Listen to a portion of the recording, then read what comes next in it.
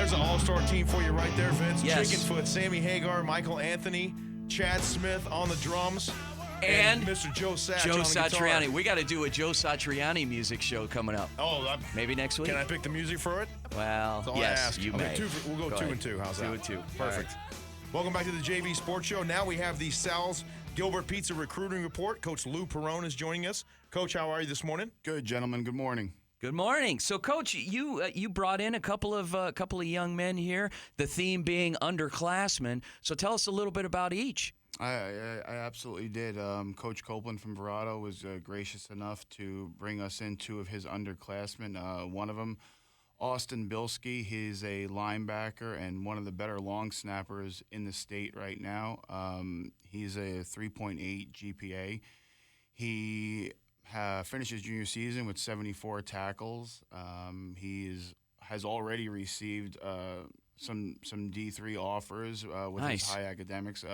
Coach Buster Davis, who's a good friend of mine, was played for the Arizona Cardinals as a defensive coordinator at Willamette University, came and seen him practice, and he called me up. He says, we're not big on offering underclassmen. He goes, but I think we're going to get on this guy pretty early, he goes, Great. because he's a great fit. He does some things that I haven't seen that I'm not able to teach linebackers at this level. Yeah. So we're pretty excited to have him and the future of the Verado program. And Cameron Coronado, who's a sophomore, who, just turned so many heads as a freshman, stepped right into varsity, jumped into a role where he just took the safety role and kind of ran with it, had over 65 tackles. You know, he's another, 3.7, 3.8 GPA young man who, the Coach Copeland era that has started at Verado is really, I coached there last year, what a lot of people don't know, and there was some administrative things going on, and they really needed to hire somebody to build structure within that system. And the way that community and those players have bought into that system, it's really excited to see the future of that program. And these are 2 of the young men that are really going to be a big part of it. Coach Copeland, do they give you a bonus when your kids have high GPAs or what, like they do in the colleges? Or? Nothing at all, but no, the bonus is just getting to know these kids and the hard work that they're putting in. And so, well deserving of the things that are coming to them. Austin, how long you been long snapping? I started long snapping freshman year. Okay. So I was just hanging out after practice, and I saw our long snapping coach teaching one of the kids how to long snap, and I was like, oh, I kind of want to try that. So then I just started trying it and started getting better at it, and I just enjoy it. You ever have a bad snap? I've had a few bad snaps. Okay. I don't like to talk about those. No, but it's all about thing. recovering from those bad snaps, right? I mean, that's a very specialized position. Yeah. You can play a lot of football for a long time at that position. You know that? Yes, sir, I do. And any size, it doesn't matter. That's as long right. as you can flick that thing back there, I mean, that's what the name of the game is. So, Coach Springer at the University of Arizona, who's a good friend of mine as well, has seen Austin long snap, and the long snapping portion of the recruiting game is really, really, it's interesting because it's almost like a blank check when you can do it. It's all the way throughout the ranks, through pro, through these schools. Most people don't know they're designated. They have a designated scholarship for a long snapper. yeah. And that's definitely one. But on top of being a long snapper, being an outstanding linebacker doesn't hurt the resume at all. When and speaking of which, when I worked at Arizona State, we had a guy that was a walk-on tight end out of Red Mountain High School named Brian Jennings, and Brian walked on and eventually earned himself a scholarship, and he was a long snapper, a decent tight end too, but got selected in the 7th round his senior year by the San Francisco 49ers. He played 12 years in the NFL as a long snapper. And you talk about a blank check. Now, Brian's retired now, great guy, and walked away from the game healthy and living his life. But that's definitely it. I want to ask Cameron a question. So, Cameron, academically, what are some of your goals? Like, where do you want to go to school? Have you given that any thought, and what your goals are there? Probably gonna try and stay in the state just to have family around. Okay. And, that's good. Yeah. So you're close to your family. Yeah. Good, man. Have you been to an OU AZ Spirit football game yet? That's my next question. No. You got to get out there and check it out. Yeah, or Arizona Christian. You know, there's That's two right. schools, and they're only a couple of miles apart now. So you got the Firestorm, and you know, Coach Jeff Bowen is a good friend of the program as well. So a lot of opportunity now in state, and you know, and obviously not to take away from, you know, Northern Arizona up in Flagstaff and U of A and Tucson and here, you know, on our team here in Tempe. So a lot of opportunity, but it's exciting times. You guys taking your SAT, ACT yet? Obviously. No, not yet. Not yet. Okay. Coach Copeland, man, you got to get on that. What's going on with these guys? This is part of the process. It's year one, and so that's some of the things we got to get better at. Nice. And so, Coach Copeland, about your team a little bit. You guys got a lot coming back next year?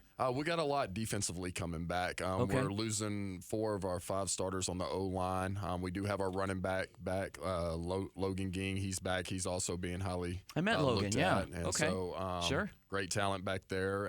We got our 2 outside receivers coming back. And so we feel like the future's bright as far as what's returning. Talk about the work ethic for these two gentlemen here. Obviously, they're special enough for you to bring them on the program here today and talk about them as underclassmen, obviously getting some attention already. For sure. Both of these are captains.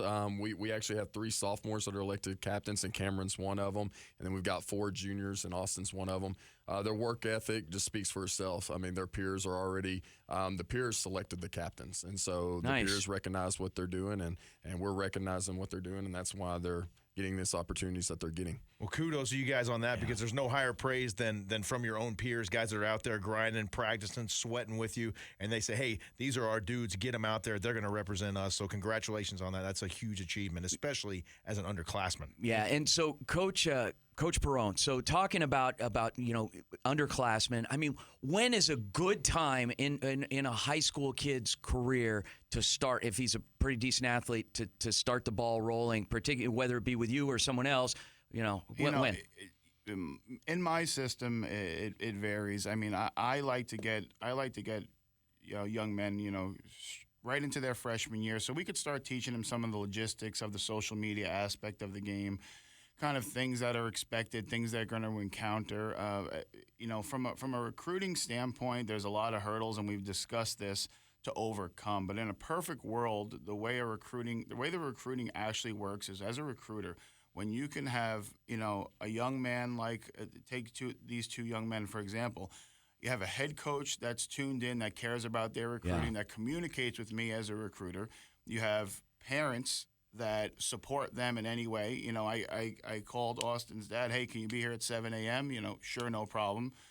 Coach Copeland communicates with me as far as schools that are contacting them, visions that he sees for them.